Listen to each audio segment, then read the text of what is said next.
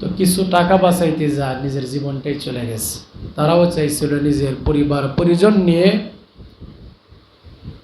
গ্রামের বাড়িতে ঈদ করবে, আনন্দ করবে, কিন্তু তাদের আনন্দ থাকে নাই, আনন্দ বিষাদে পরিণত হয়েছে। ঠিক কিনা কথা বলেন?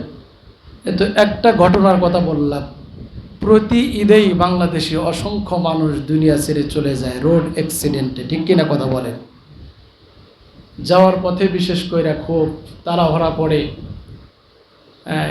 সময় বাঁচানোর জন্য অনেকে বেশি তাড়াহুড়া করতে গিয়া এমন এক কাজ হয় যে নিজের জীবনই চলে যায়, অথবা ফ্যামিলি সদস্য কারো জীবন চলে যায়।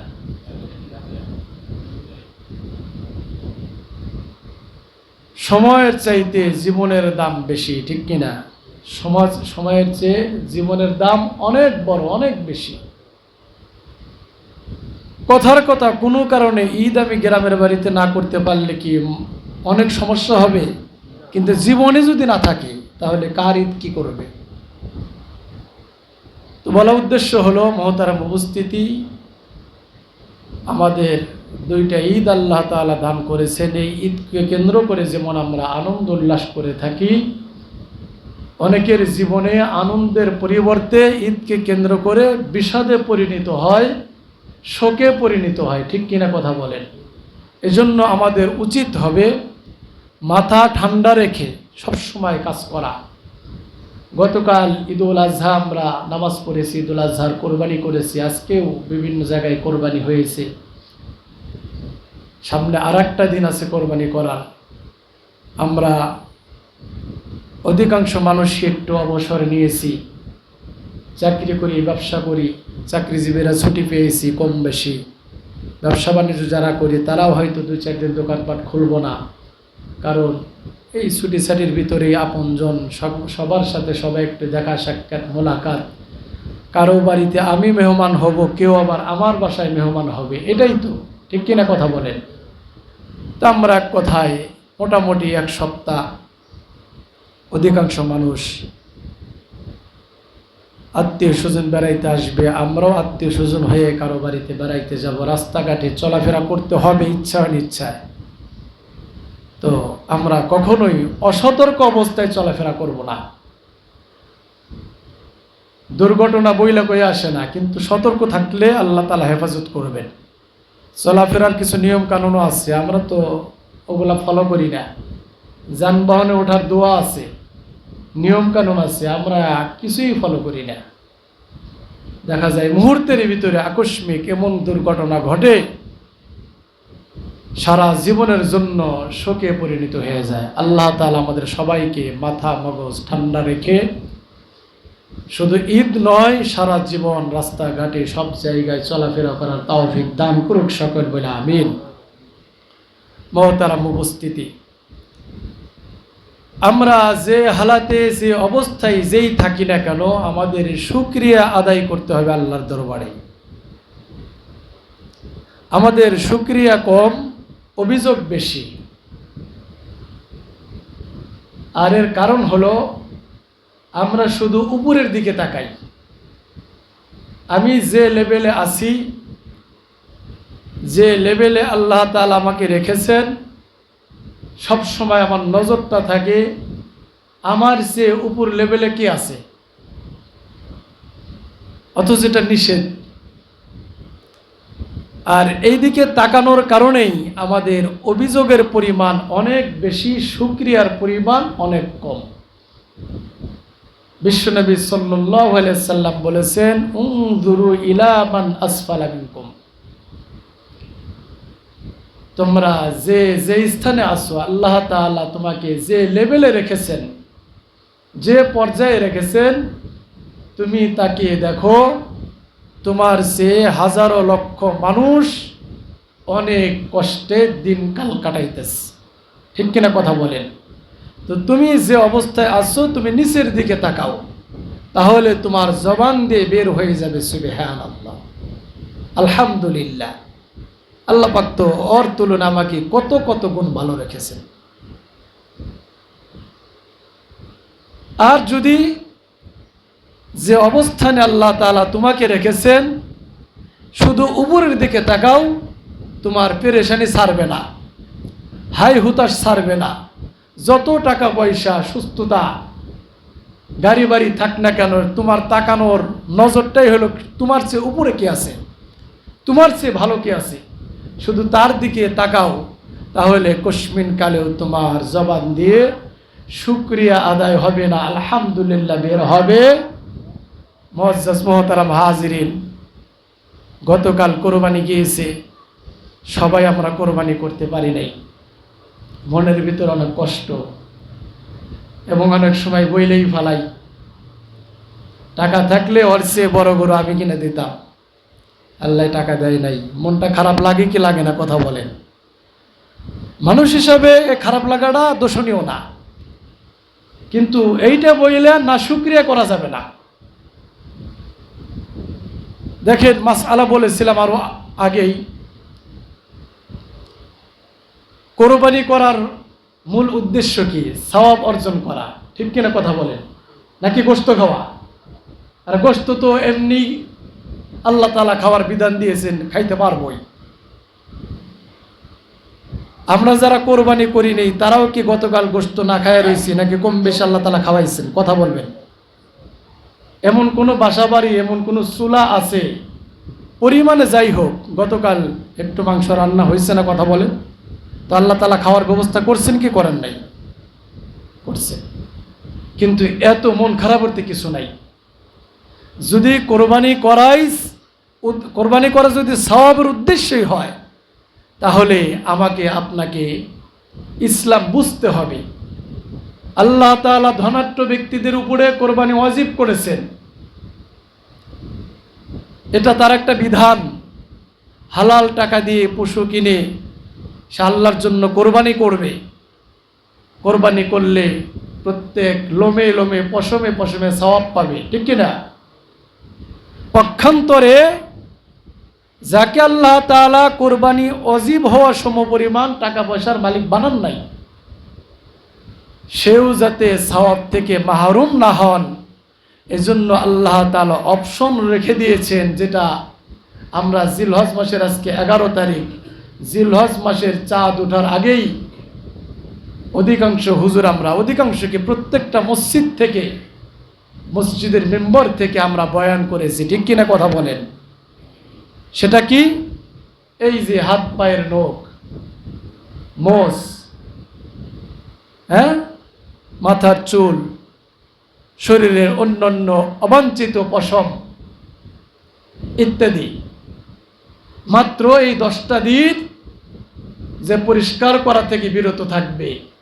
জিলহজ মাসের 10 তারিখে ঈদুল আজহা, ওই দিন অথবা আজকে অথবা আগামীকাল, যে 3 দিন কোরবানি করা যায়, এই 3 দিনের ভিতরে কর্তন করবে। আল্লাহ তাআলা কোরবানি করার সওয়াব ওই বান্দার আমলনামায় দান করবেন। মুহতারাম উপস্থিতি, সওয়াব অর্জন করার মাধ্যম আল্লাহ তাআলা রাখছেন কিনা, কথা বলেন?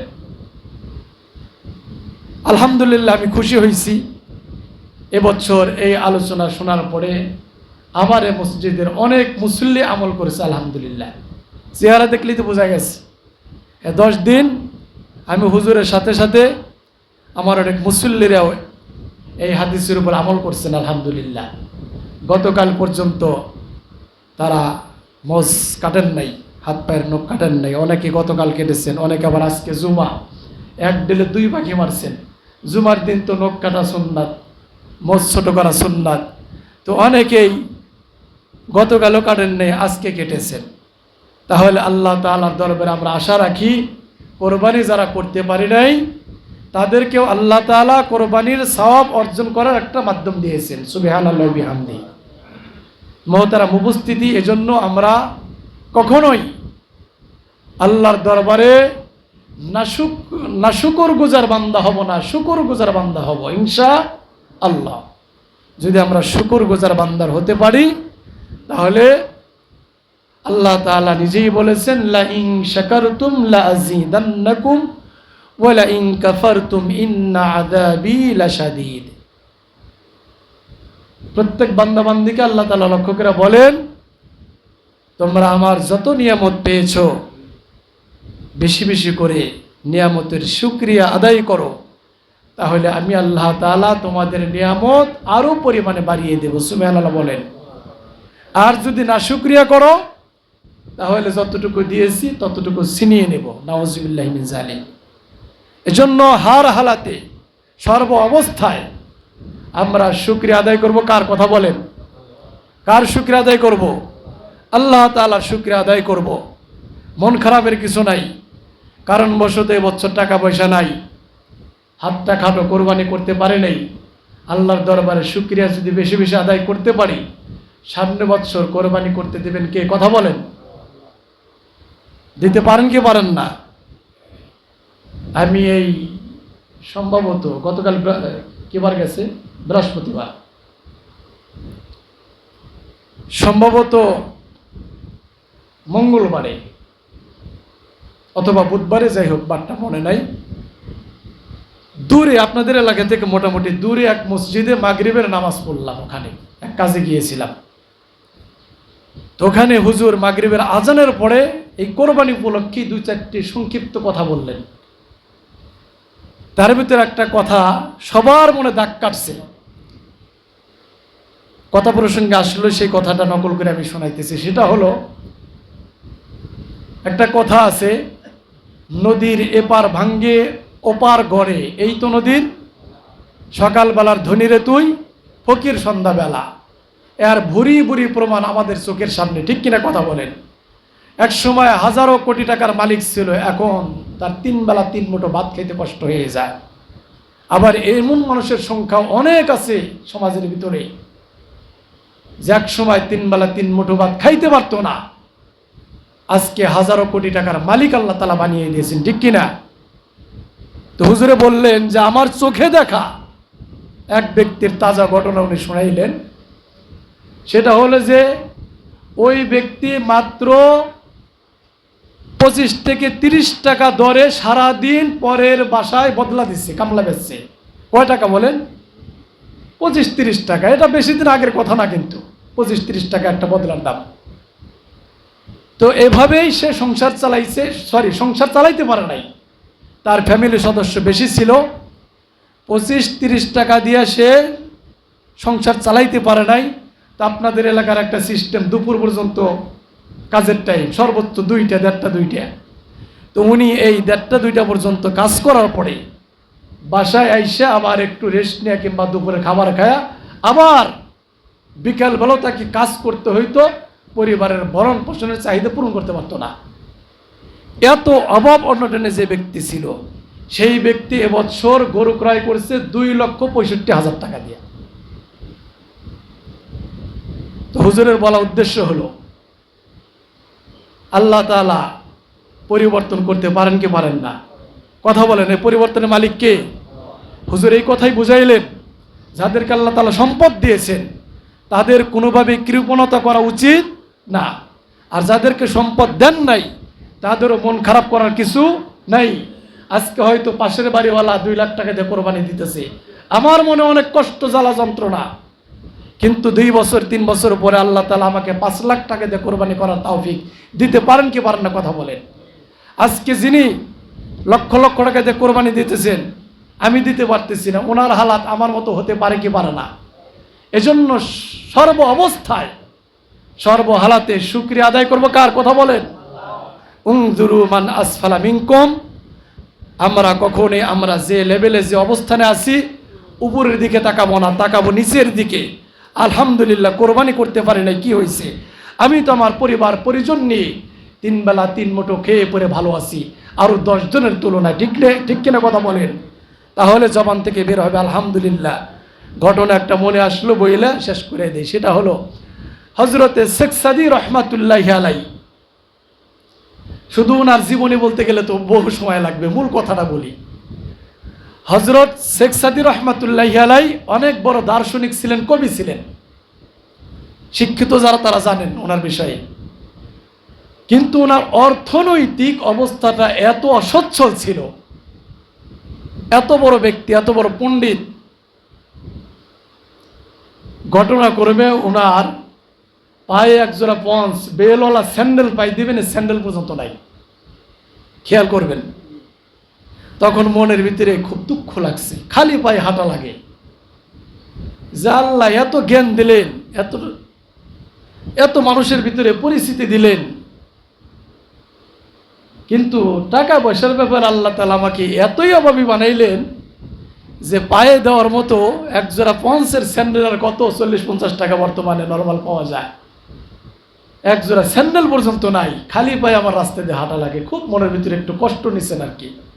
কষ্ট নিয়ে খালি পায়ে ঘর থেকে বের হয়ে রওনা হয়েছে। রাস্তার ভিতরে দেখে এক লোক মানুষের কাছে হাত বাড়ায়া ভিক্ষা চাইতেছে। কি চাইতেছে বলেন? ভিক্ষা চাইতেছে। দুইটা পায়ের মধ্যে তার একটা পা আছে আর একটা পা নাই। তার একটা কি নাই? পা নাই। এই দৃশ্য দেখার পরে সঙ্গে সঙ্গে শেখ সাদী রহমাতুল্লাহি আলাইহি সাথে সাথে তার জবান থেকে বের হয়ে গেল, আলহামদুলিল্লাহ, আমি একটু আগে বাসার মধ্যে থেকে মনের ভিতরে কি নিয়েছিলাম, শয়তান আমারে কি ধোঁকা দিয়েছিল। আর আমার জুতা নাই তো কি হয়েছে, আমার সুস্থ সবল দুটা পা আছে, আমি তো চলতে পারতেছি, ফিরতে পারতেছি, সব কিছু করতে পারতেছি, কিন্তু আমার চোখের সামনে যে ব্যক্তি বৈশা বৈশা ভিক্ষা করতেছে, এই ব্যক্তির লক্ষ লক্ষ টাকা থাকলেই কি তার তো জুতা পায়ে দেওয়ার মতো একটা পাই আল্লাহ তাআলা রাখেন নাই। ঠিক কিনা কথা বলে? তাহলে ওনার তুলনায় আমি হাজারো লক্ষ গুণ ভালো আছি। মহতারাম উপস্থিতি, আজকের অগুছালো কয়েকটি কথার ভিতরে আমি বারংবার যে কথাটা বুঝাইতে চাইতেছি সেটা হলো, আমরা বিশেষ বিশেষ সময় আমরা মন খারাপ করি। ঈদ আসলে বিশেষ করে অর্থনৈতিকভাবে আমরা যারা অসচ্ছল, একটু টাকা পয়সার অভাব অনটনে থাকি, ঋণগ্রস্ত থাকি, মানুষ হিসেবে আমাদের মনে কষ্ট লাগে। বিশেষ করে কোরবানির ঈদে যারা আমরা কোরবানি করতে পারি না, একটা ছাগলও কিনে আল্লাহর রাস্তায় কোরবানি করতে পারি না, কোরবানি দেওয়া যদিও টাকা পয়সা খরচ হয়, কিন্তু এই খরচের ভিতরে একটা আত্মতৃপ্তি, একটা আনন্দ আছে কি নাই? কঠিন একটা আত্মতৃপ্তি, একটা আনন্দ আছে।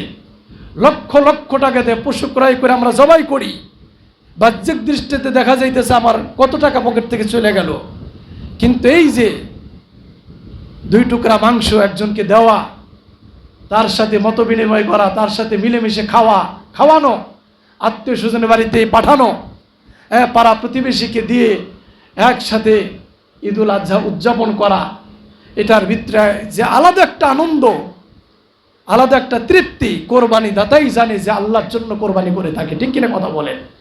এই তৃপ্তি ওই ব্যক্তি পাবে না যে কোরবানি গরু কেনার আগে ডিপ ফ্রিজ কিনছে লাখ টাকা দিয়ে। ঠিক কিনা কথা বলেন? আছে কিনা এরকম ডাকাত? ওই যে মাসালা শুনছে, কোরবানি পুরাটা খাইলেও সমস্যা নাই। আমি ছোট হুজুর, আমার ছোট মাথায় যেটা আসে, যে ব্যক্তি এই দৃষ্টিকোণ থেকে কোরবানি পশুর সমস্ত মাংস নিজের ডিপ ফ্রিজে ঢুকায় বছর করে খাইব, এ আসলে আল্লাহর জন্য কোরবানি দেয়? আপনারা কি বলেন? আরে এখানেই তো আল্লাহ তাআলা পরীক্ষা। তোমার অনুমতি দিলাম, অনুমতি দেওয়ার পরে দেখি তুমি কি করো। গরিব অসহায় দুঃখী আত্মীয় স্বজন তাদেরকে দাও, তাদেরকে নিয়ে খাও, নাকি নিজেই খালি খাওয়ার জন্য ডিপ ফ্রিজ, তোমার নর্মাল ফ্রিজ হয় না, ডিপ ফ্রিজ একটা কিনে তুইছো। ঠিক কিনা কথা বলেন?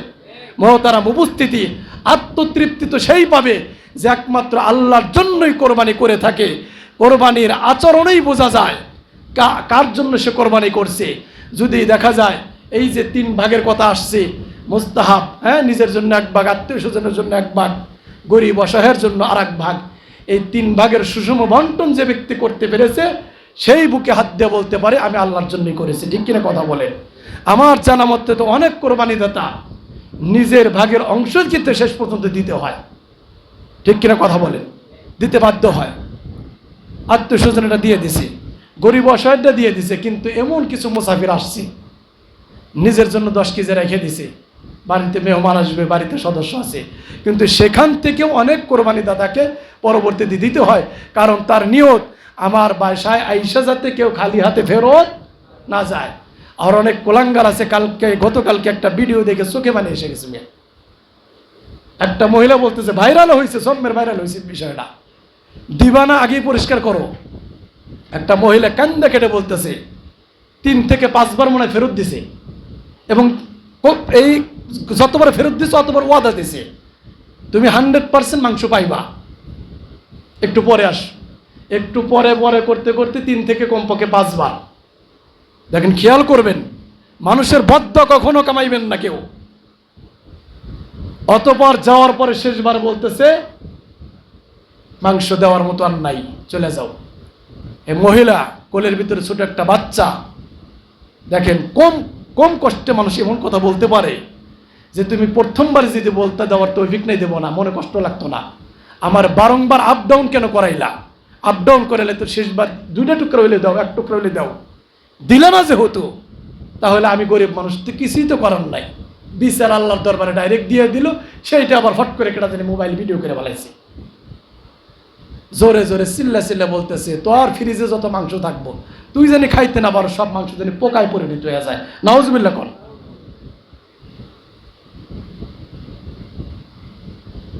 আমরা অনেক সময় বুঝতে ভুল করি। তাওফিক না থাকলে আপনি শালীনভাবে তাকে বুঝাইয়া দেন যে ভাই আসছিলা, আমারও ইচ্ছে ছিল দেওয়ার মতো, মন মানসিকতা ছিল, কিন্তু কারণবশত আমি অপারগ দিতে পারতেছি না। অপারগতা প্রকাশ করলে আর কেউ হাই হতাশ করবে, কিন্তু এই যে বারংবার আপ ডাউন করানোর পর একটা মানুষকে যখন আপনি কষ্ট দিলেন এভাবে, তার সময়টা নষ্ট করলেন, সে অন্য বাড়ি বাসায় যাইতে পারতো।